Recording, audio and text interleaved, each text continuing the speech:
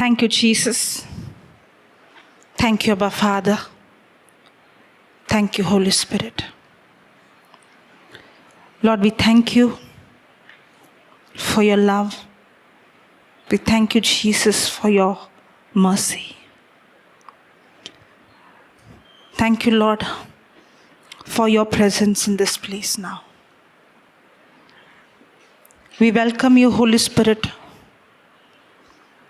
Take complete control of this session, of this day. You speak to us, making this teaching extremely simple, easy, practical for us to understand. Thank you, Holy Spirit, for you are our teacher. You are our comforter, our counselor, the Spirit of truth. You are abiding inside of us and teaching us all things. When we draw close to you, you draw close to us. Thank you, Holy Spirit, for your unconditional love for us, that you constantly speak to us through your word, through the still voice. But we become busy, we become too filled with the cares of this world, worries, that we fail to recognize your voice. But today, Lord, we make this decision to cast all our cares unto you, because you care for us. Thank you, Lord. I pray that our spiritual mind is opened. The eyes of our understanding is enlightened. Thank you, Holy Spirit, for anointing our hearts, our ears, to understand the mysteries, the secrets of your kingdom. That our lives will never be the same. Thank you, Father. In Jesus' name we pray. Amen. It is very, very important for us to know Jesus. Knowing him and knowing about him is not the same. Yeah? Knowing him and knowing about him is not the... So we know Jesus or we know about him? We know Jesus or we know about Jesus? Yesterday, yeah? Yesterday we saw God revealed his ways to Moses, but his acts to Israelites. Yesterday we saw that. God revealed his ways to Moses, but his acts to the Israelites. The Israelites saw the Red Sea parting. The Israelites saw manna falling. The Israelites saw water coming.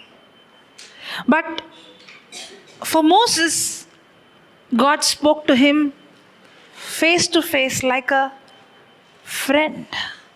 He revealed his secrets to him. He showed him things that was about to come. Yes or no? When God spoke to Abraham, he came and discussed with him. I'm planning to destroy this place, Sodom and Gomorrah. Correct?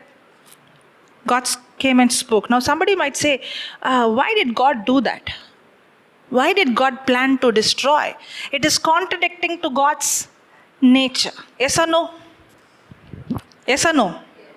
Yes. That's why we have to know how to rightly divide the word. Just like how God is love, God is also a just God. Just like how God is love, God is also a just God. Correct? Now, if there is a criminal and he is in the courtroom, and the criminal, there is a legal evidence against the criminal for what he has done.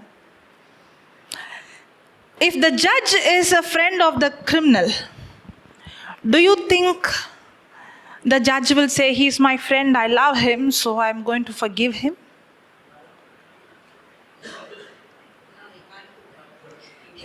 He can't do that, correct? Yes. So he has to punish. Yes. In the same way, God is just God. Yes. Can you increase that green color?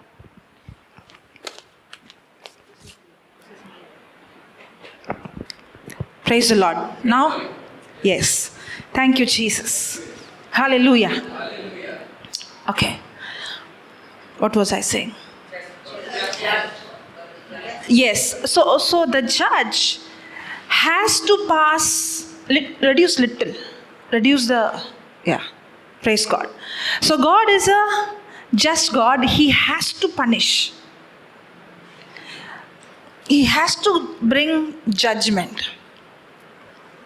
Now, there is an enmity between God and man in the old covenant because of sin. There was a wrath of God, the anger of God against sin. And God has to bring judgment on this earth. But at the same time, God loves us. That's why God had the master plan, that is salvation. Are you understanding? So God knew that He has to judge. But because He loves, cross is the place where God's justice and God's love meets. The mercy of God and the justice of God meets in the cross. So God had a plan of what? Salvation. Salvation is God's judgment. It's like God took the judgment of this world, the anger against sin, and He put it on His Son. I'll show you that scripture.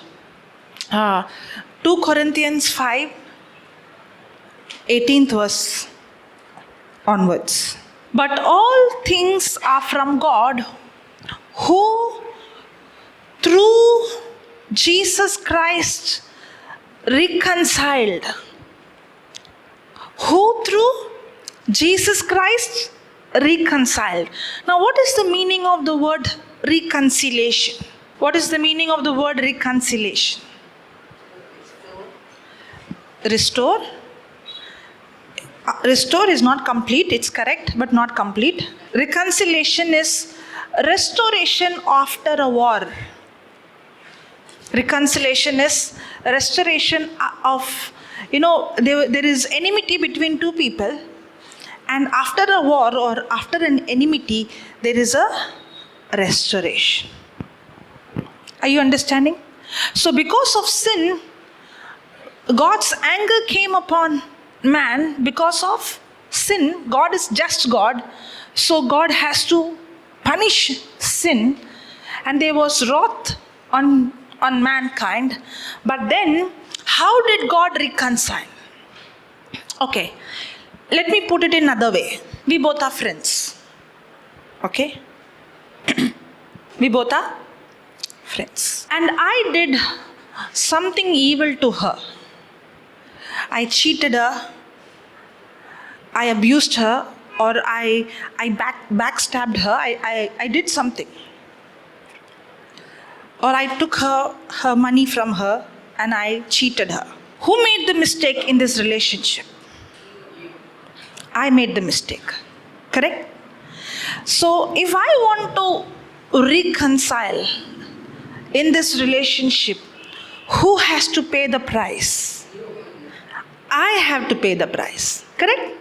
I have to give the money back, or I have to come and ask her for sorry, or I have to pay the penalty, whatever it is. I have to pay the price to reconcile. There is a friction, there is an enmity. So the one who made the mistake or the one who made the error has to pay the price to reconcile this relationship. Correct? Now, take the same example between God the Father and us. God and man walked together in the garden. Who made the mistake? Adam, man. The disobedience. But in this relationship, who had to pay the price? We have to pay the price. But who is paying the price? I made the mistake, but he pays the price to reconcile this relationship. Are you understanding? So when God has decided to reconcile, he is not demanding you to pay the price, but you made the mistake, but I'm going to pay the price to reconcile, to restore this relationship. Many times we think Jesus came to this planet Earth to forgive our sins. We think that he came to rescue us from hell. Correct? To save us from hell. Is that correct? Did Jesus come to save us from hell?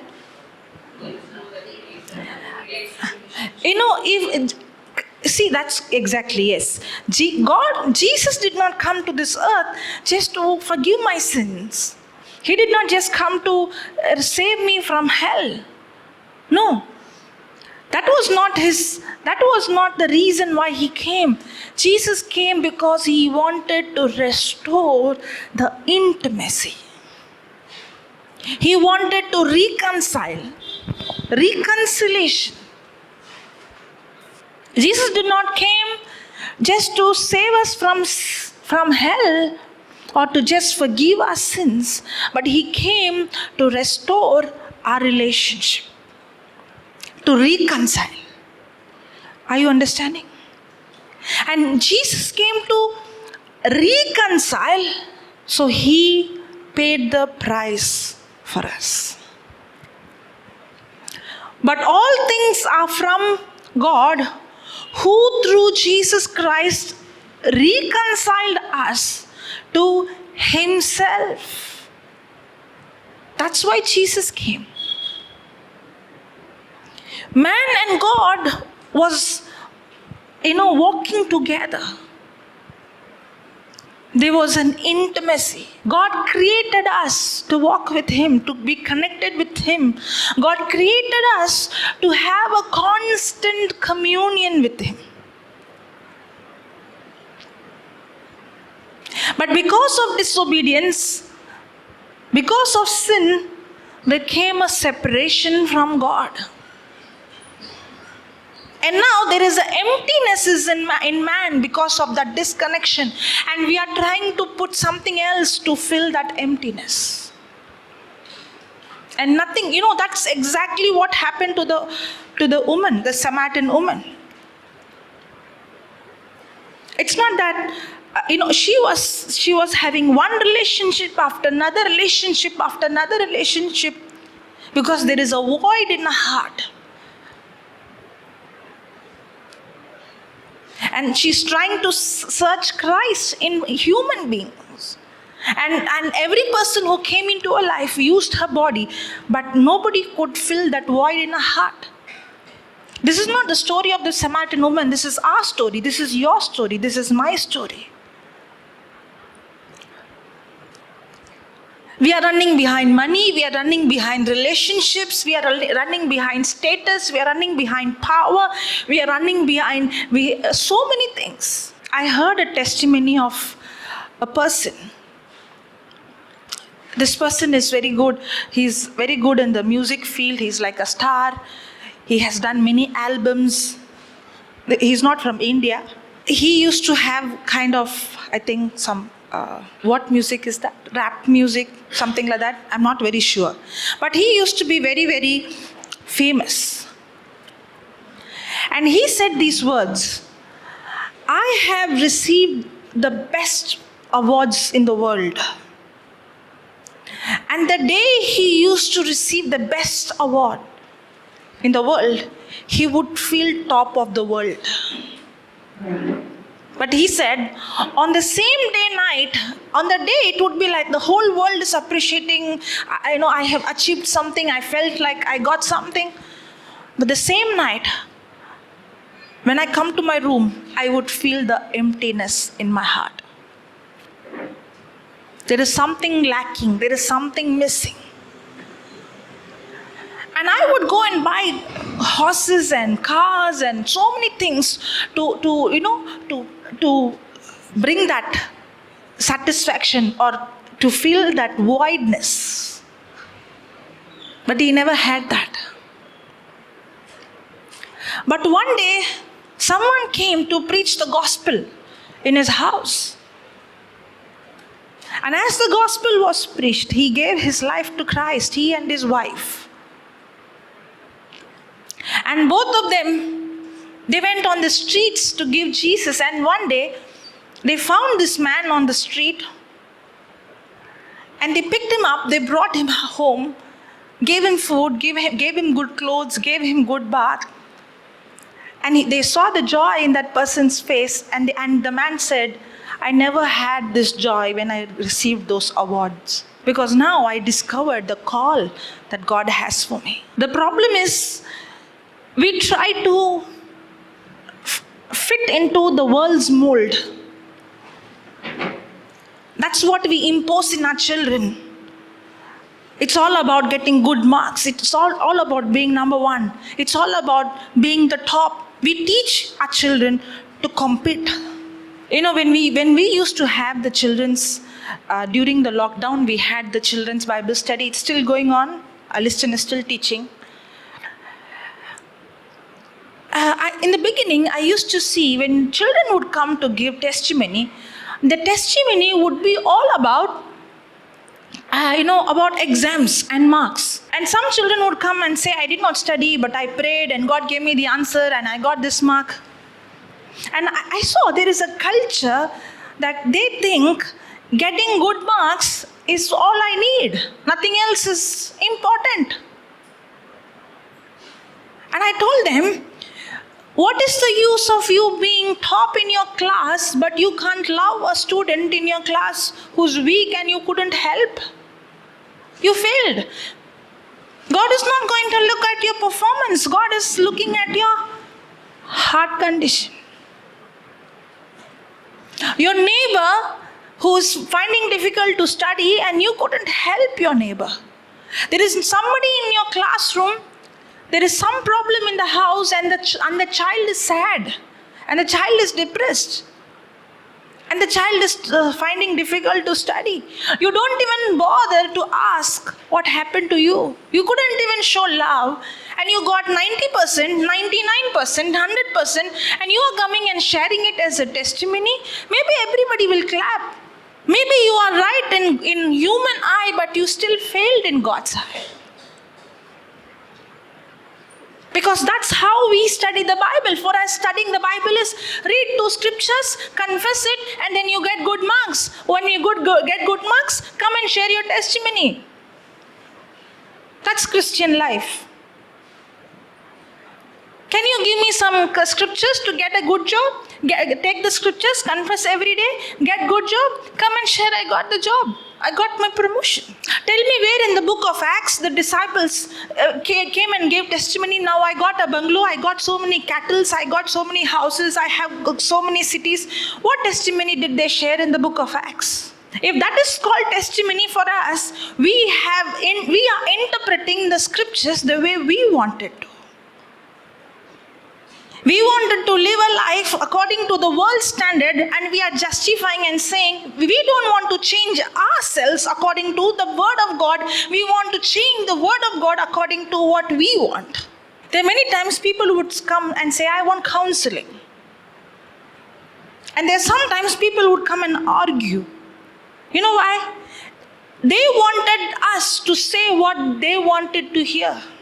Because they don't want to change their thinking according to what the written word of God. They would come and say, no, I did this. No, I tried this. No, it's not working. No, I am studying. No, but I don't understand. And they wanted you to say, yeah, what to do? They want to change the word and say, you are right. The word of God is wrong. It's time for us to change. I don't know when is Christ going to come.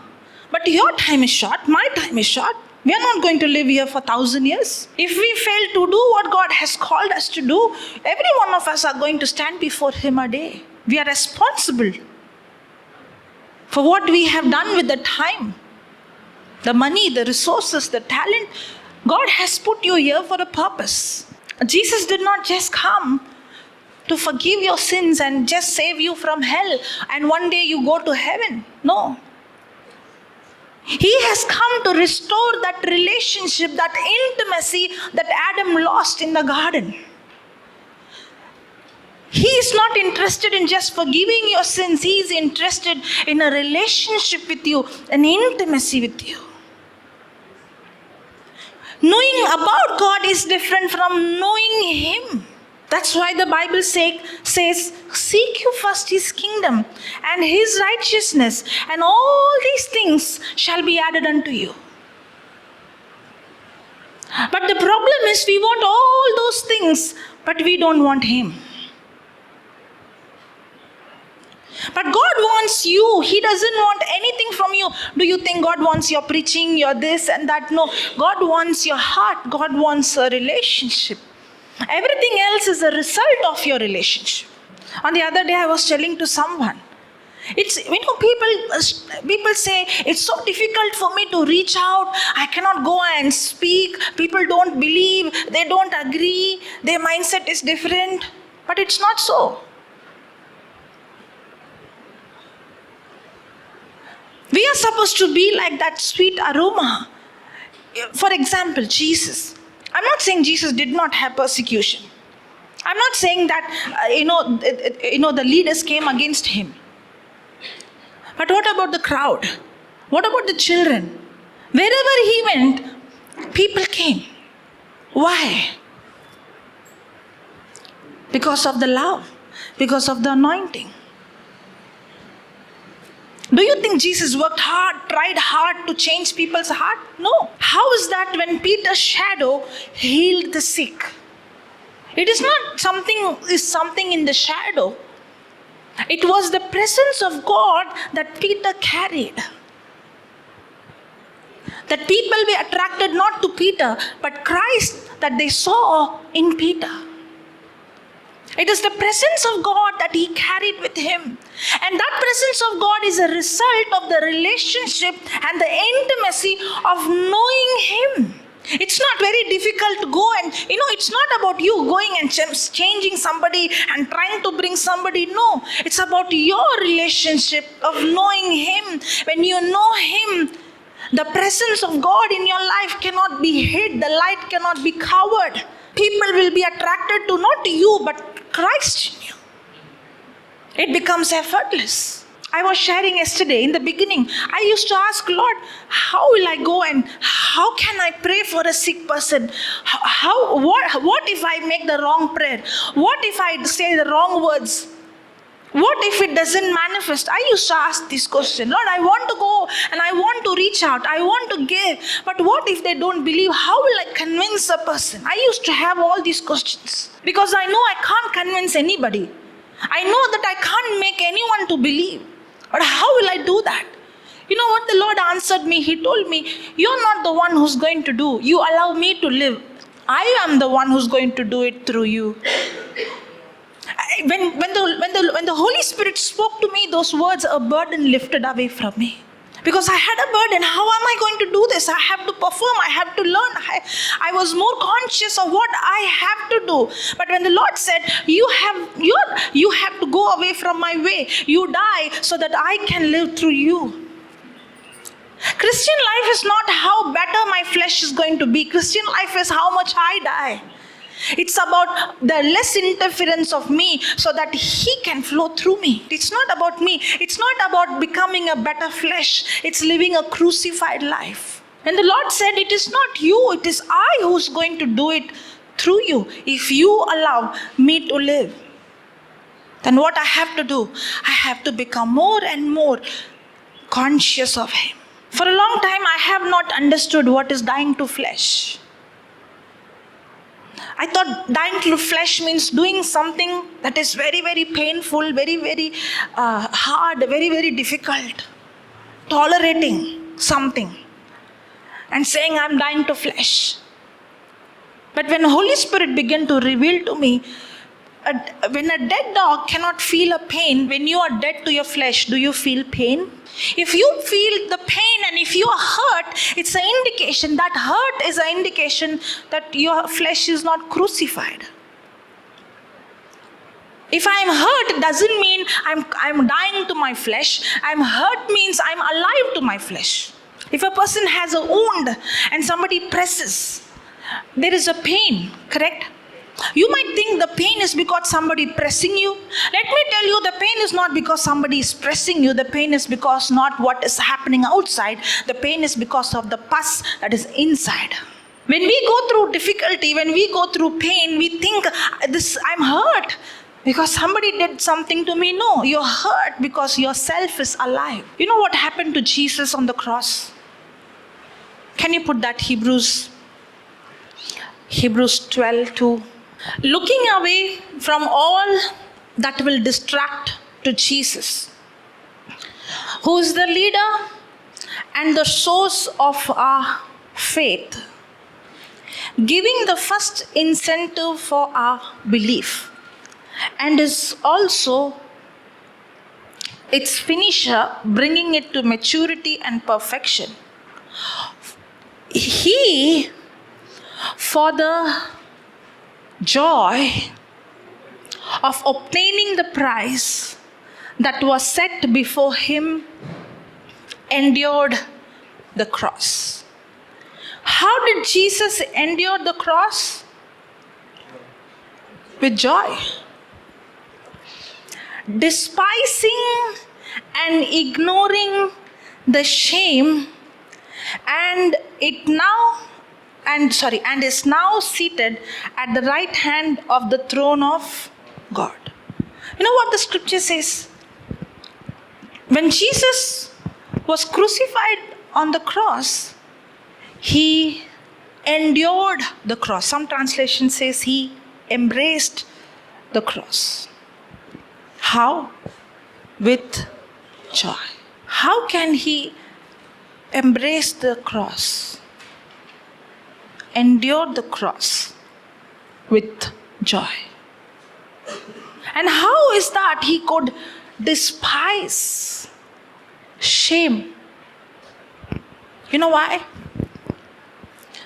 When Jesus was hung on the cross, any person who's hung, your hands are nailed, your legs are nailed, and you're naked. Your focus will go on your shame. Yes? And you want to cover your shame. Yes or no? But Jesus despised shame. He didn't even think about how shameful he is, nor did he think about covering his shame, but he was in joy. You know why?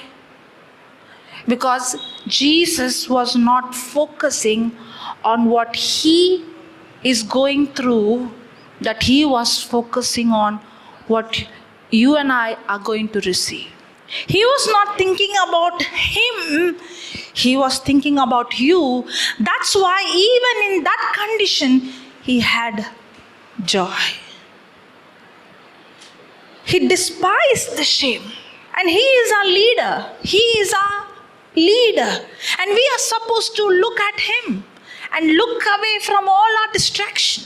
Is it given? Looking away from all that will distract to Jesus, who is the leader. I'm supposed to look at Jesus and learn from him how to crucify my flesh. His focus was not on what he is going through, but his focus was on you and me, That's why he despised the shame. That's the key how to die to your flesh. Can we do that? Yes. With our ability? No. Dying to flesh is becoming so conscious of God and His Word and Christ, you forget about yourself. Jesus was so conscious of the will of the Father and so conscious of what you and I are going to receive, he despised his shame. He devalued it. He did not consider it. He forgot about himself. He was not thinking about covering his shame, but he was praying, Father, forgive them. He was conscious of us, not about his shame. Dying to flesh means I'm so conscious of Christ. I'm so conscious of His Word. I am seeing the end result. I'm not seeing the present situation. I'm seeing the end result. And how am I seeing the end result? Through the written Word of God.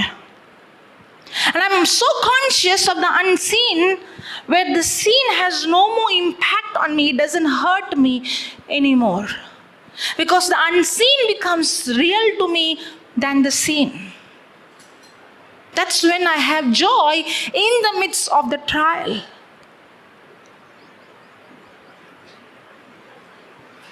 And this comes through a relationship. If it is hurting me, if something is causing pain, it simply means my self is alive. There is pus inside. Dying to flesh is a place where you are in the midst of persecution, in the midst of pressure, in the midst of everything wrong happening, but you are having a glorious experience. Dying to flesh, if you are saying, oh, I'm going through so much problem, I'm so hurting, it's so painful, I'm tolerating it, and I'm dying to flesh, you're not dying to flesh, you're more alive to flesh. You're more conscious of the pain and the problem and the torture and what she did and he did and how you abused, how people mistreated you, how somebody did wrong to you, how you are taken for granted. You're all conscious about you and what have others done to you. You're not dead to flesh. You're alive to flesh. Dying to flesh is not a painful process. Dying to flesh is a glorious process where you are experiencing heaven on earth. Dying to flesh comes through a relationship, knowing Him. When He becomes, and His voice becomes, His presence becomes real for you than anything else you are going through right now. Paul and Silas were in the prison. They were beaten. They were bleeding. People have mocked at him. Did they do anything wrong? Did they rob? Did they steal? No, they were proclaiming the gospel. They were casting out demons.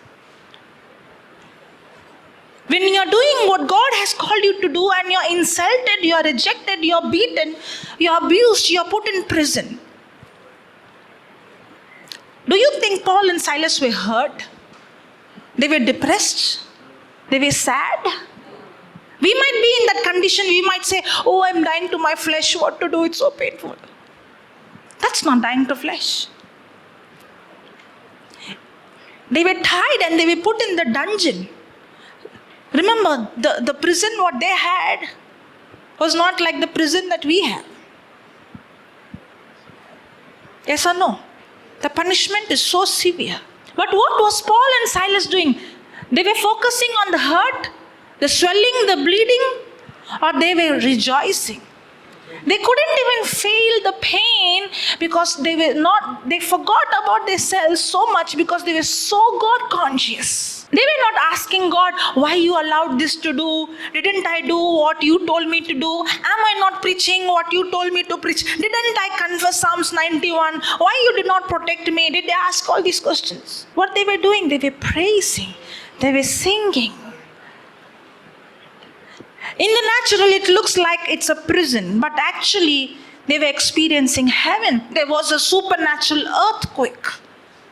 The doors opened, the chains broken. They did not even preach the gospel to the prisoners. We try hard to go and change other people. Paul and Silas did not work hard to go and tell them, you know what, this, that, nothing. But they had such an intimacy, such a relationship that they manifested the presence of God in such a way that everybody in that prison, every criminal in the prison experienced the presence of God and gave their life to Christ. If God has put you in a place, He has put you in a company, He has put you in a family, He's put you in a college, He has put you somewhere or the other, are we like them? Where people around us could see the presence of God. The Bible says that the master saw the Lord was with Joseph. The master did not know the real God. He don't know. But he saw God was with Joseph. The prisoners saw God was with Paul and Silas. They saw the presence of God. There was something tangible. There was something that they could see. They did not see Paul and Silas, but they saw Jesus Christ. They saw the presence of God, which cannot be denied with your natural senses. Do we live that life? Where people who meet us, who encounter us, who live with us could experience the love of God, the presence of God. And that will happen only when you and I begin to walk with Him. Not just knowing about Him, but knowing Him. You know why we don't see how, when I see the Bible from the Old Testament till the New Testament, when Shadrach, Meshach, Abednego was thrown in the furnace, the fire did not even touch them. Even those who went to put them inside were burnt, but the fire did not touch them. We see the power of God manifest through this great man of God and woman of God. Why don't we see such things happening? Because we don't want to have a relationship with God. We want Him to fulfill our own selfish worldly desires. We don't want to walk with Him like how Paul and Silas walked with Him. Like how Moses. God wants to be your friend, your best friend. But we are too busy. We want to give Him our leftover. We want everything else, and then remaining we give it to Him. 1 hour a day, one retreat a year. When I get leave, when everything is comfortable, when I get a transport. The Bible says we are the light of this world. We are the salt of this earth. If the world is in darkness, don't ask question to God, why God is allowing this? Why God? It is we who are responsible for it. Because we fail to be the light. And we fail to be the salt. That's why we fail to show Christ to this world. And that's why Jesus came to this earth to reconcile, to restore that intimacy. He came to not just forgive you and heal you. The forgiveness and the healing is a result of the relationship. When I have Him in my life and I have a relationship with my life, the healing in the body and the prosperity in my life and the blessing is all the result of the relationship and intimacy. But we don't want that relationship and intimacy, but we want all the other things. And that's why we get frustrated, and then we ask questions. Why it's not working? Didn't I pray for 1 hour? Didn't I say the scripture? And we are more on doing the formula rather than having a relationship. For us, everything is like a ritual. Everything is like a duty. I did this, I confessed this 5 times, I did this 10 times, I did for 1 hour. Where is the relationship here? And our example is who? Jesus. And what is Jesus saying? I only do what I see my Father do. I only speak what I hear my Father speak. Can you see what a relationship Jesus has? He's constantly seeing. He knows what the Father is doing. Are we constantly seeing Him? or we are seeing what we see with our natural eyes. It is the relationship that gave him the confidence to speak to the storm, to speak to the mountain. Many times we think speaking to the mountain, speaking to the storm, speaking to the sickness is a formula. It's not the formula. It's not about you using the exact right words. It's knowing who you are in Christ. It's knowing your Father so much. It's knowing the authority you have. Knowing that you are the righteousness of God in Christ Jesus. You have right standing with the Father in the presence of God. Not because of what you did, but because of what He did. And now when you speak to the mountain, the words coming, it's not just coming from your mouth, it's coming from your heart. Do you think Jesus spoke to the sea 100 times? Or just one time, be still? But when He spoke, He did not speak like us. He spoke His authority. He spoke with believing in His heart. He spoke in the place where He knows His Father. He knows who He is. I am the Son of God. It came through a relationship. Can you put Acts chapter 7? Put the last verse. So Stephen is preaching, okay? You who received the law as it was ordained and set in order and delivered by angels, and yet you did not obey it. 54. Now upon hearing these things, the Jews were cut to the hearts and infuriated, and they ground their teeth against Stephen. Now, if you see from Acts 6, you see Stephen is preaching. I'm not going there, but if you read from Acts 6, previous chapter, in the beginning of Acts 6, you see they want to ordain a person in the food ministry, and they choose whom? They choose Stephen. Okay? That means not everybody had the same call. Correct? Somewhere in the food ministry, somewhere in the teaching ministry.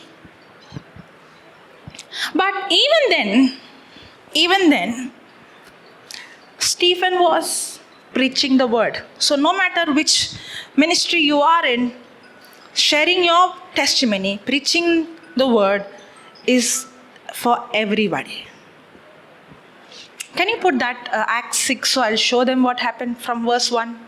Now about this time, when the number of the disciples was greatly increasing, complaint was made by the Hellenists, the Greek-speaking Jews, against the native Hebrews, because their widows were being overlooked and neglected in the daily ministration, distribution of relief.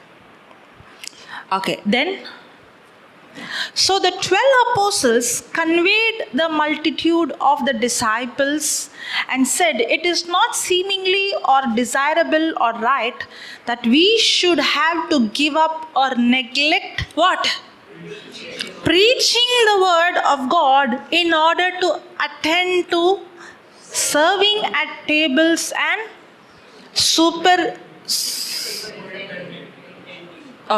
the distribution of food. Correct?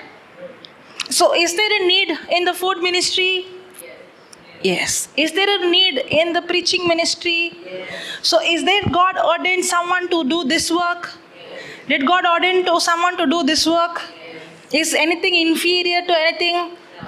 Everybody is equal. The body of Christ, everybody is same. Some can be seen, some cannot be seen. No matter whether you are seen or you are not seen. Everybody is same. Maybe the calling might be different, but nobody is inferior to anyone. But I want you to see, even those who are in the food ministry, there is a quality. See the next verse. Therefore, select out from among yourselves, brethren, 7 men of good, attested character and repute, full of the Holy Spirit. Even if you are in the food ministry, cleaning ministry, whatever ministry, you have to be filled with the Holy Spirit and wisdom. If you are in the ministry according to the church in the early Christ, that's how it should be even now. You're not supposed to be a person in the flesh. Because it's not about I or you. It's not about a person. It's not about you, anybody. It's about Jesus. But that's what happens when the ministry begins. In the beginning we do it for Jesus, but later on it is all about title, position, leadership and competition. Therefore select out from among yourselves, brethren, 7 men of good and attested character and repute, full of the Holy Spirit and wisdom, whom we may assign to look after the business and duty. So there's some who had the preaching ministry, and there's some who had to do the business and duty. But even those who are doing that work also has to be rooted in the word, filled with wisdom and the Holy Spirit. Stephen was not in the preaching ministry. He was doing the business and duty, the food ministry. Are you understanding? Put the next verse. But we will continue to devote ourselves steadfastly to prayer and the ministry of the word. Then, and the suggestion pleased the whole assembly, and they selected Stephen, a man full of faith.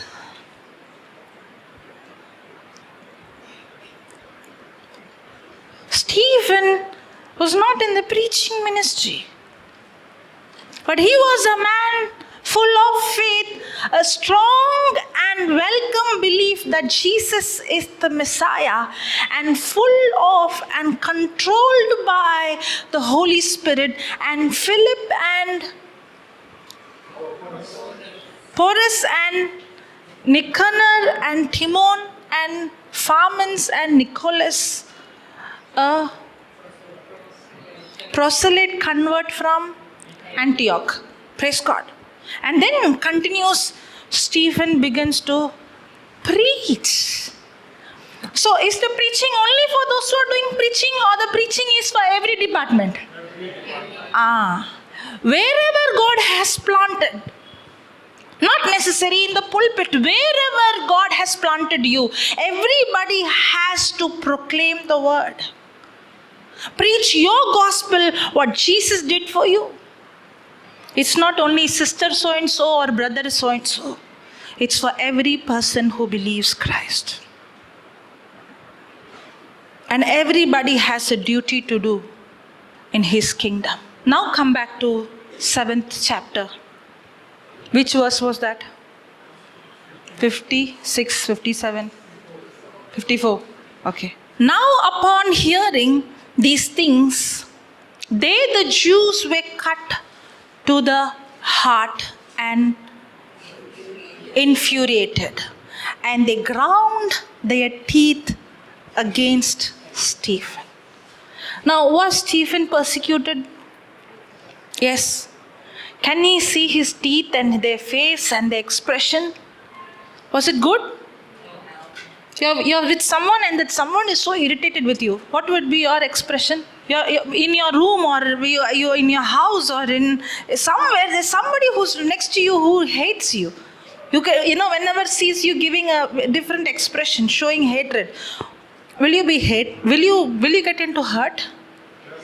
Will it affect us? Will we be grumbling?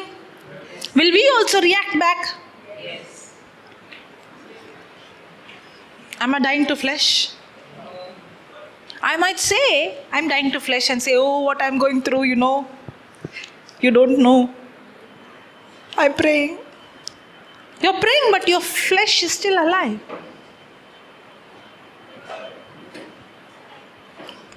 Put that next verse.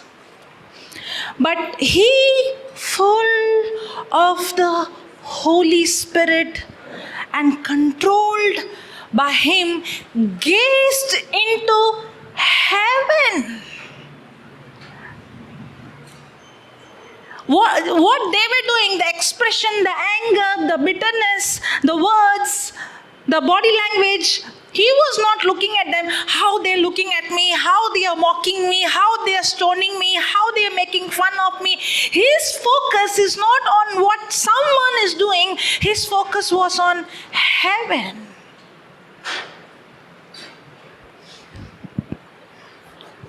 That's what Jesus said. I only do what I see my Father do.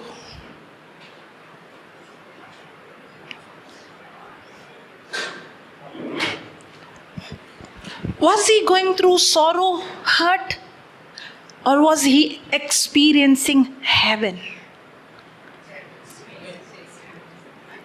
That means if Stephen could experience heaven in the midst of such kind of persecution, why not you and me? It comes through a relationship. It comes through knowing him, where he becomes more real than anything or anybody else. It doesn't matter. Your life doesn't matter, or what is happening to you doesn't matter.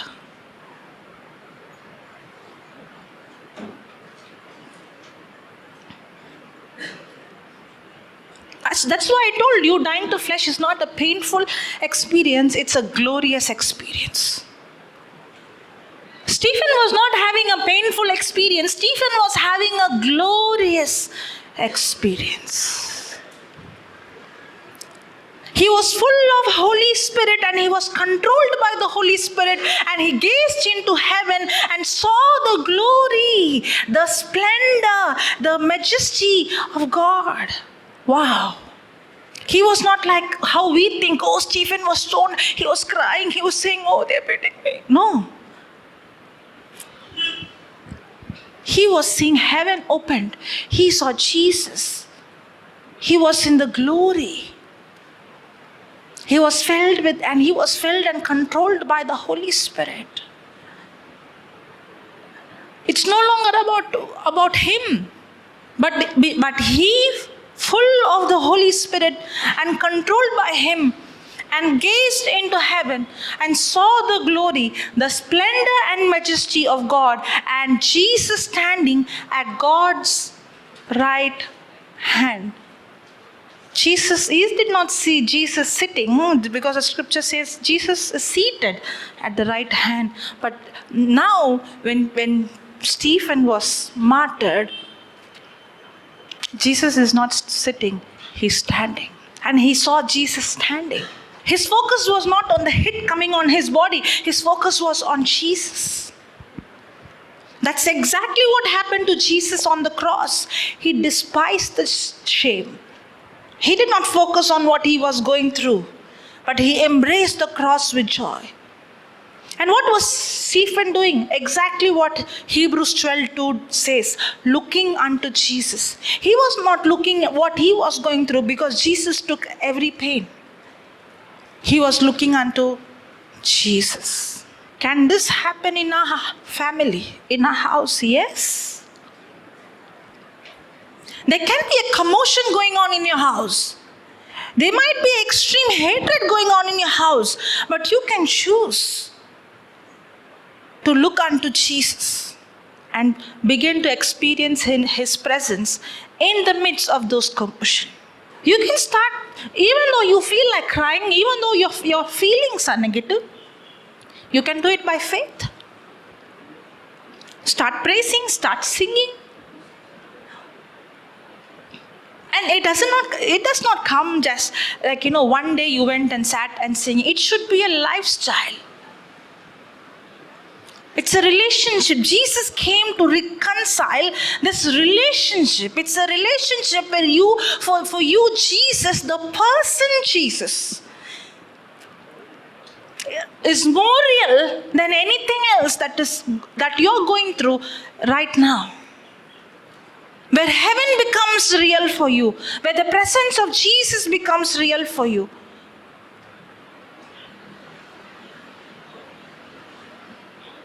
And that's when people around you begin to see the glory of God.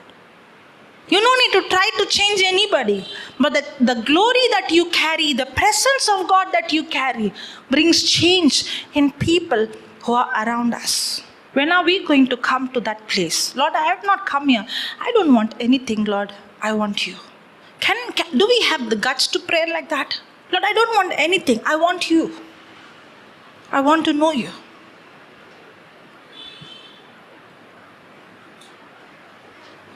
But the carnal mind will say, then what about my son? What about my daughter? What about my husband? What about my job? What about my tomorrow? What about my property? Some people come for retreat only because they want a solution for the property matter.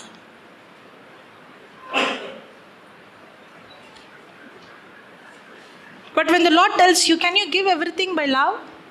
If I gave my only son, can you give that property away? No, that's the only thing I have. No, I'm not ready to do.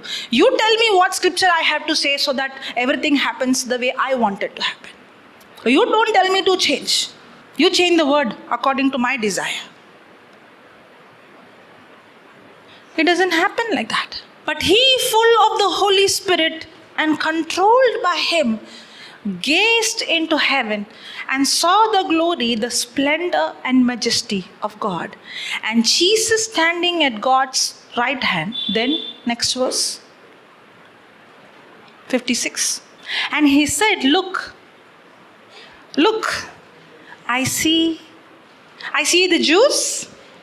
I see them hating me. I see them grumbling.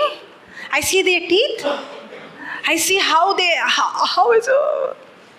What is he saying? I see heavens opened and the Son of Man standing at God's right hand. Then, but they raised a great shout and put their hands over their ears and rushed together upon him. Can you see what is happening in the natural and what Stephen is experiencing is so contradicting? That's the life God wants us to live. The life we want to live is come to Jesus, problems are solved. No. Jesus is not going to solve your problem. He's going to teach you how you can be victorious and experience heaven on earth in the midst of the trial. That's why the scripture says, consider it all joy whenever you go through trials. And that happens through a relationship, of everyday relationship of knowing him, where he becomes real than any other person. But they raised a great shout and put their hands over their ears and rushed. They didn't want to hear anything what he said. And rushed together upon him. Then they dragged him out of the city and began to stone him, and the witnesses placed their garments at the feet of a young man named Saul. Can you see who's behind all the things that happened? They want the body to come to whom? Saul. So who was the reason for Stephen's death? That's exactly what happens. You might think the person is coming against you. But God, in his mercy, when you are dead to your flesh and you carry the presence of God, the very person who is going to come against you, God is going to change it for his glory. The seed that Stephen planted was Saul becoming Paul. God is a master planner. You know how we pray? We pray revenge. Lord, I want justice. How can they do this to me? God's justice is like this. You don't know. The very person who looks to be like your enemy, God change when I'm ready to be, when I'm ready to allow Christ to live through me. Because now Saul did not see Stephen, but he saw the love of Jesus. You know why? See the next verse. And while they were stoning Stephen, he prayed, Lord Jesus, receive and accept and welcome my spirit. Then, and falling on his knees, he cried out loudly, Lord, fix not this sin upon them, lay it not to their charge. And when he had said this, he fell asleep in death. Did he follow the footstep of Jesus? Did he think about what he was going through, or did he planted the seed by making a prayer for them? Did that seed manifest? Did God use that seed to bring salvation in Saul's life? Yes. Even though Stephen did not see the victory with his eyes, but was the harvest small or very big? He did not go to heaven without accomplishing. He accomplished the call he had and he went home. Was Stephen praying about 5 scriptures to get job? To get this, to get that? Do you think his life was anything about what he would get? You know why we don't see the glory like how the early Christians saw? Because we don't have a relationship like how they had. You cannot fake the anointing. The anointing is not based on what you do. The anointing is a result of our relationship. Okay, write down. To truly know God,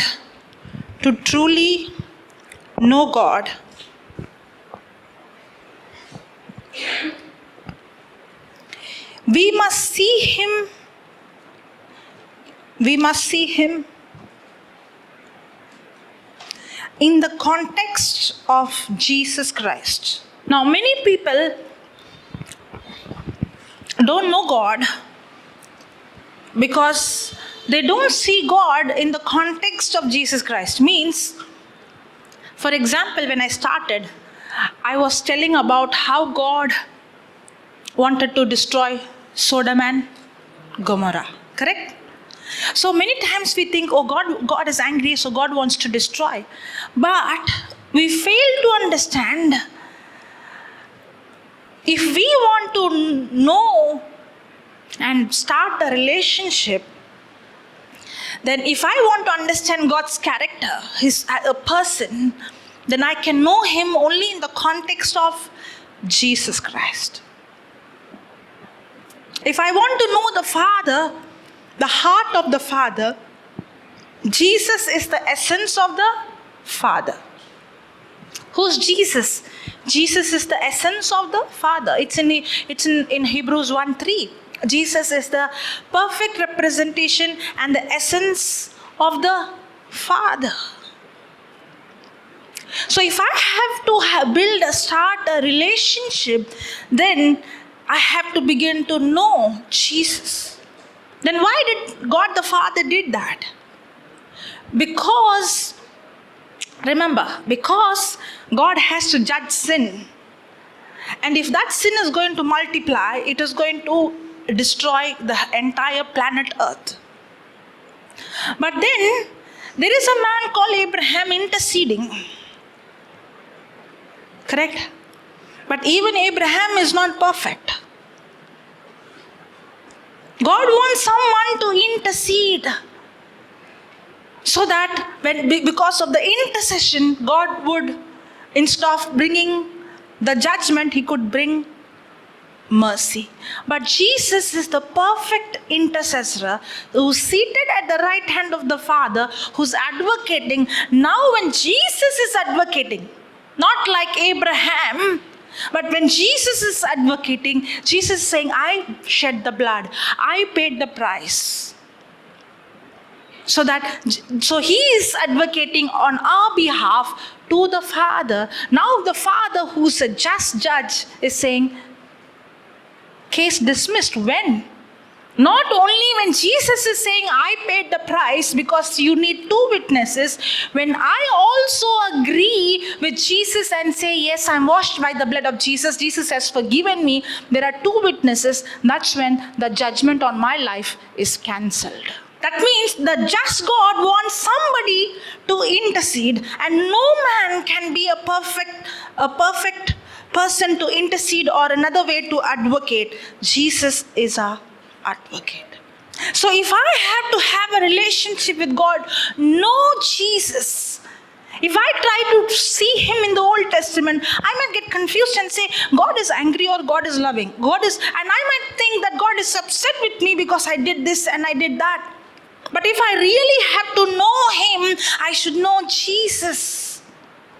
That's why I have to go and see, did Jesus, when a sinner went to Jesus, did he punish or did he forgive?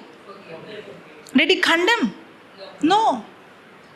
Then if I have to know the Father, the key to know God is in the context of Jesus Christ. That's what he wrote. To truly know God, we must see him in the context of Jesus Christ. Okay, write down. God is not angry. God is not angry. God is not angry, and he is not determined. God is not angry, and he is not determined to punish us. God is not angry, and he is not determined to punish us like he was with the people. Like he was with the people in the Old Testament. God is not angry, and he is not determined to punish us like he was with the people in the Old Testament. He is instead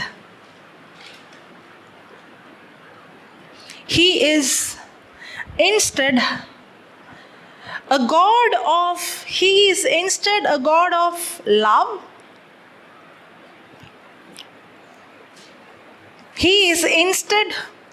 of love, mercy, grace. He is instead a God of love, mercy, grace, and healing. And healing as expressed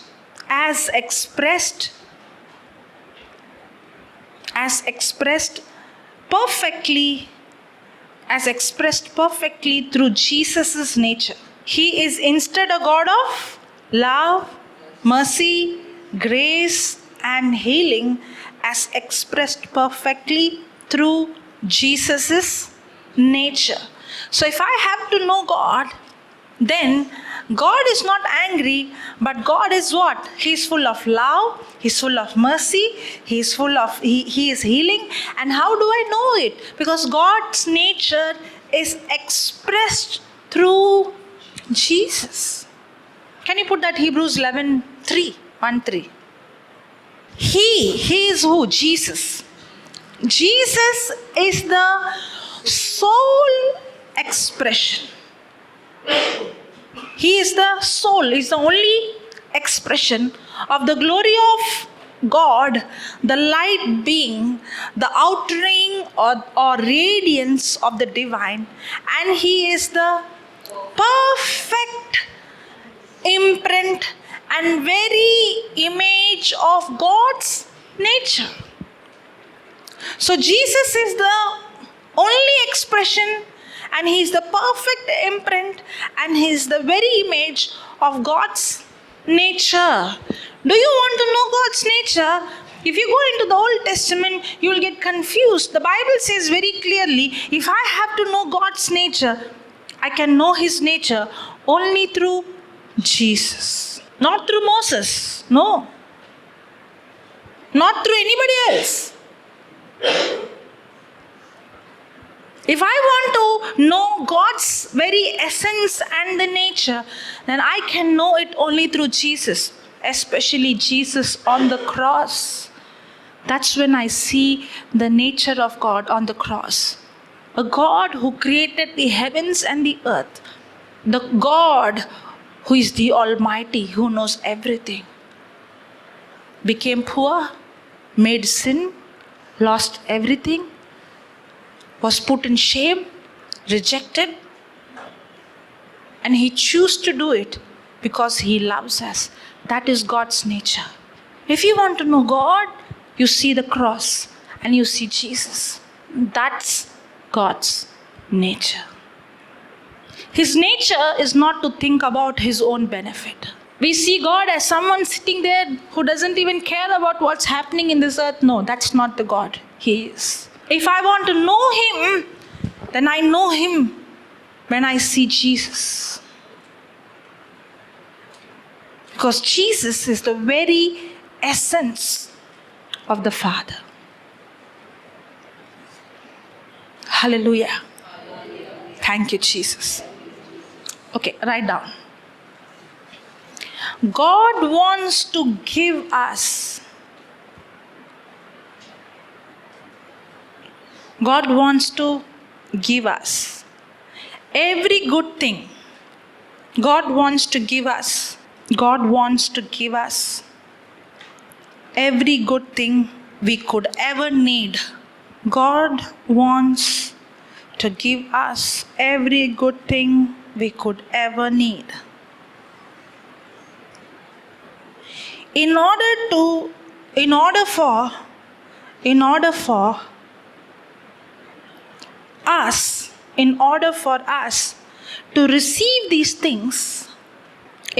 for us to receive these things, we need to know Him. We need to know Him as represented by His Son.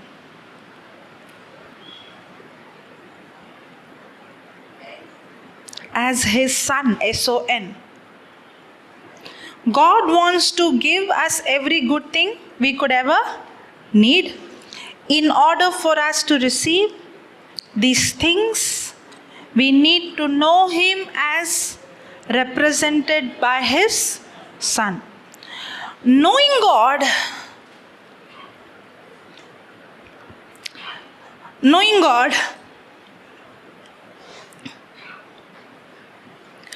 through a personal relationship,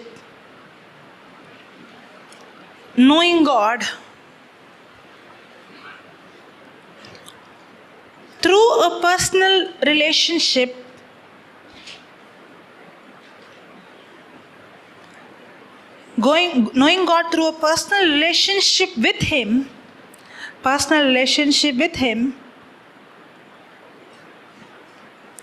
is different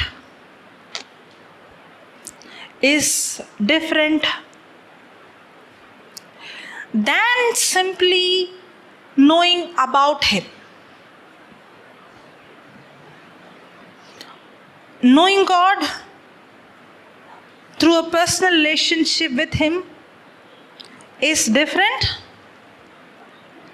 than simply knowing about Him. And it goes deeper. Did you write till there? The first part? Simply knowing about Him, till there you wrote? Okay. And it goes deeper.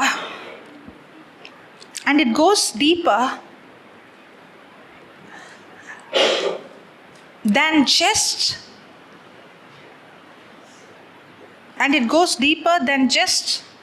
the mechanics. It goes deeper than just the mechanics of having our needs met. Did you understand what you wrote? And it goes deeper than just the mechanics of having our needs met. That means what?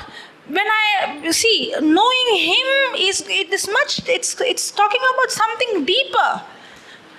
Are we knowing Him or we are knowing about Him? When we are about Him, our praise is all about meeting our needs. It's all about I'm asking God, or maybe earlier I was asking give. Now I'm asking thank you for giving. But ultimately the motive is the same, correct?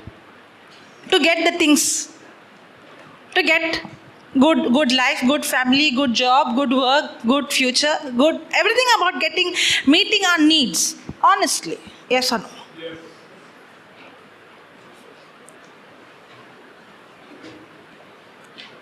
That's why when I say having an intimate relationship, it's not just about knowing about Him. It's knowing Him. It goes much deeper. It's not just doing some mechanical thing. Okay, I did this now. I read one chapter. I finished. I heard one teaching. I wrote this. It's not just about doing some. I'm not saying these things are wrong. But what is the motive behind doing all these things? Are you just doing it mechanically? How was the disciples? They were doing it mechanically, or they were led by the Spirit of God when the Lord would tell them, I want you to go here. When God told Ananias, go here. There is a man called Saul. I want you to go and lay hand on him. Did they go by their mechanical timetable, their schedule, or the schedule was always changed by the Holy Spirit? Because they were not in that mechanical. The problem is, for everything we come with the planning, we come with the schedule, I'm not saying it's wrong, but you can have all those things, but you should be led by the Spirit of God. We have to have a relationship. We have to tell God, I am not the God, you are God. And I'm not the one who's going to direct things, you are going to direct me.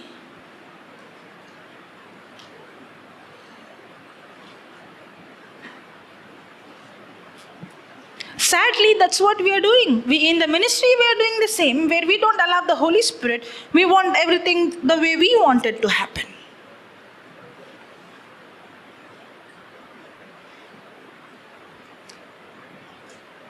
That's why Christian life is an adventurous life. You don't know exactly. If you know what is going to happen next day morning, then you are wrong. If you know that morning, this time I'm going to have breakfast, this time I'm going to do this time I'm going office, this time I'm coming back, this time I'm sleeping, and I know every day exactly what I'm going to do, what time, that means you are the God of your life. You are controlling your life. Nothing in your life is happening according to God's will.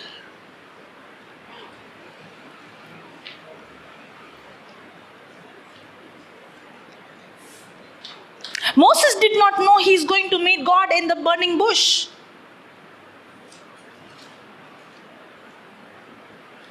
Joseph did not know that he is going to meet the king the next day. David did not know he's going to encounter the Goliath. The people in the Bible, they did not know what is going to happen next because they did not control their life. They were led by the Spirit of God.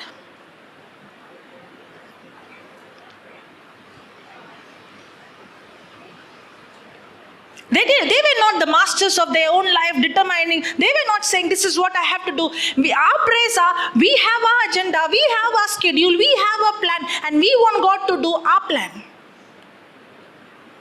And then we ask God question, why I'm not seeing healing, I'm not seeing manifestation, why I'm not seeing result? Because there is no God in your life. You think there is God, but you are following only the mechanism of what you think is right. And what I think, I'm not pointing you, I'm including me in this. Abraham did not know he has to go and sacrifice his only son. But when God gave him the instruction, he was ready to obey. He was ready to obey even it was painful. He was ready to obey even it was hurting. That is why we don't see like the glory that they saw in the word, in the Bible. That's why we don't see. But if we live a life like them, our life, Christian life, should be an adventurous life where we don't know, but we completely rely on the Lord. If he tells me, I want you to leave now, pack your bag. If he tells you, pack your bag, pack your bag. If he tells you, leave your bag, leave your bag. Are you ready? Are you available for him? Can he trust you? Can God tell you? If you are a person who's not going to obey, then why should God tell you? If I'm a person who's not going to obey his voice, then if he tells me, I want you to go here, and if I'm not going to obey, why should God give me instruction? Because anyhow, I'm not going to do what he wants me to do. I want to do what I think is right to do. Because my standard is world standard, not the word standard. Because I want to do what the community says, what status says, what people say, what she says, what he says, what my culture says, what the leader says, the one who title says matters for me, not what the word of God says. Then how do you expect the power of God, the presence of God, the glory of God manifest in your life? It won't happen. The glory of God is a result of your relationship. It's not just doing some formulas and some mechanical things that you can change God. When God told Abraham to leave his country, his home, his place, he did not ask where I go. Is there a room there? Is there a house there? Is there water there? He did not ask God question. If God told me to go, I'll go. And if you're going to say, I can't hear his voice, how will he tell you? If you're not ready, available for him and say, yes, Lord, even if it is going to cost my life, if I know it is you who's telling me, I'll do it. Because I have my own agenda. I have my own plans. That's what he wrote. Knowing God through a personal relationship with him is different than simply knowing about him. And it goes deeper than just the mechanics of having our needs met. Write down. Learning spiritual principles are fine. Learning spiritual principles are fine. But they do not replace a relationship with God.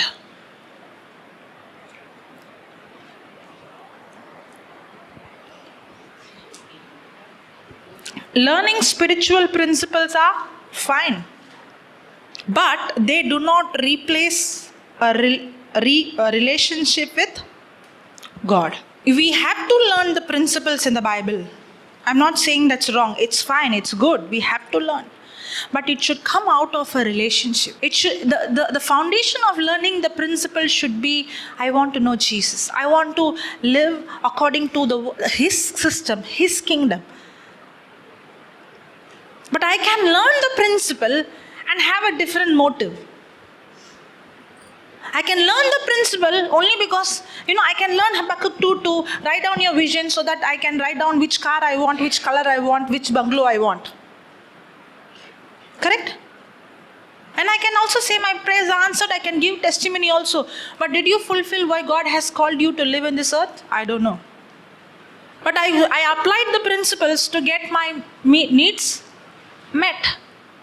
So learning the biblical principles is okay, good. But that cannot replace an intimate relationship with him. Learning the principles in the Bible should come in an intimate relationship. It's not just a subject. It should come through a relationship. Holy Spirit is a person. If I have to know the Father, I can know the Father only through Jesus. And if I have to know Jesus, Holy Spirit is the one who is going to lead me to Jesus. Learning spiritual principles are fine, but they do not replace a relationship with God Himself. They do not replace a relationship with God Himself. That's the complete sentence. Being in His presence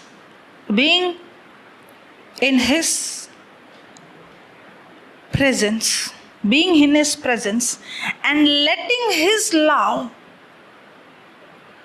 being in His presence and letting His love wash over us. Being in His presence and letting His love wash over us radically changes. Being in His presence and letting His love wash over us radically changes our entire outlook of life. Changes our entire outlook of life. Radically changes our entire outlook of life. For example, how the disciples had outlook of their life. Was it about them or was it about the kingdom? Did they have anything of themselves or everything was common? So when we begin to have a relationship with God, the entire outlook changes. This is the time for us to repent. Repent is not asking sorry. Repent is not being sorry. Repent is changing your attitude, changing your thinking, changing your perception. Can you put that Romans, I think it's 4:2 or 2:4? 2:4. Or are you so blind as to trifle with and presume upon and despise and underestimate the wealth of His kindness? And are we underestimating the wealth of His kindness and forbearance and long-suffering patient? Long-suffering patient means, did God give up on Saul who was persecuting the church? No. So He was long-suffering means He was waiting patiently. Are you unmindful or actually ignorant of the fact that God's kindness is intended to lead you to repentance? What leads a person into repentance? The love of God, the kindness of God, the goodness of God is intent to lead us to repent. What we think is, I committed sin, God will punish me, so I have to go and repent. So we repent because we are scared of God's punishment, correct? That's what we think repentance is. But according to the Bible, repentance doesn't come when you're scared of God. Repentance comes when you understand the love of God. It is the kindness. The woman who was caught up in adultery, she repented. Not when she saw the punishment, but when she saw the forgiveness. I did this, I deserve punishment. But how is that? Jesus forgave me. And that forgiveness empowered her to reject sin. Repent comes when you understand His love for you. It's time for us to repent means not saying, oh, I'm so scared that God will punish. No. Repent means, repent to change your mind and inner man to accept God's will. It is a change that takes place in your heart. That's a change that takes place in your inner self, like how Saul became Paul when he encountered Christ.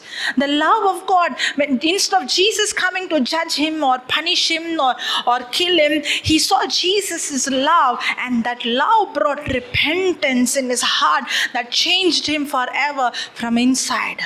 That is repentance. It's time for us to repent, to change our focus from just, Lord, I want you to meet my need, I want this, I want that, and changing our hearts to Jesus. I want you If the people in the Bible, they heard your voice so precisely, when you spoke to Noah, you gave him exact measurement. You even told them which ode it is. You gave an exact, perfect, accurate instruction. You spoke to Moses face to face like a friend. Because they had a relationship where they heard. And God, you're not partial that you only speak to some people. You love every one of us. If I am not hearing your voice because it is I who don't want to have that intimacy, and I repent today, I want you. I want to have that relationship. I want to carry your presence like how Peter carried. I don't need to go and just tell people, try to convince them my God is true. But I want to live a life that when they see me, they don't see me, but they see Jesus in me. They see his presence in me. That the presence in me is going to bring the souls into your kingdom. It's not about me, Lord. It's about you living through me. I want to live that life. I'm sorry, Lord. It's time for us to genuinely repent. We have wasted our time. We have wasted our resource. We have been living just like the pagans in this world. But it's time for us to repent. My time is less. Your time is less. The only thing that we can take with us is souls. The life that we are going to live after this world, I tell you, that life is more real than this life. You might think after I die, I go somewhere. No. The moment you step out of this planet Earth, when you leave your body, you're going to encounter real life where you're going to live eternally. When I'm living in this planet Earth, am I preparing for that eternity? When I say eternity, I'm not talking just about life after death. Eternity has to start now. And the Bible says eternal life is a relationship of knowing him. And when we come into that kind of repentance, I tell you, that's when the glory of God shows up. We will see the book of Acts manifest, even much more than that, because the Bible says the end is better than the beginning. If the beginning of the church was so glorious, when we see the disciples and the early church, the end is more glorious than the beginning. And if we repent and we don't live for ourselves, the church is going to see the glory of God like never before in the history of this world. But it's time for the church to wake up. It's time.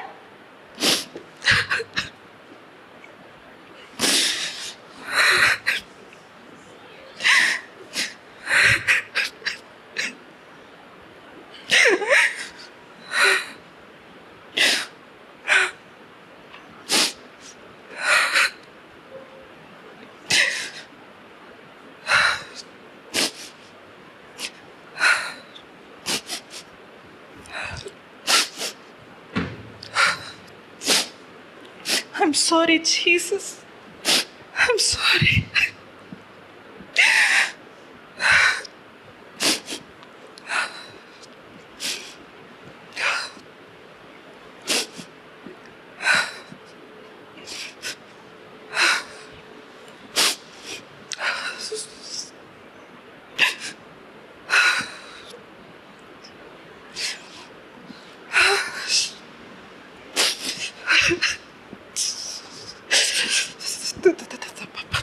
Shishele rapapar harababanashi.